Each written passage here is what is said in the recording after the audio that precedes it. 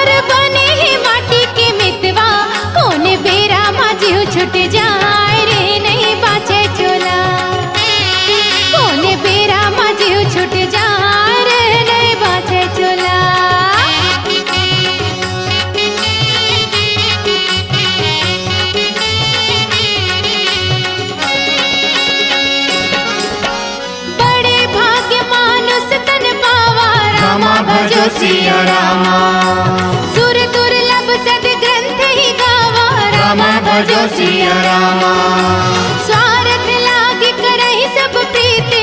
रामा भजो सिया रामा, सुर नर मुनि सबके यही रीति। रामा भजो सिया रामा।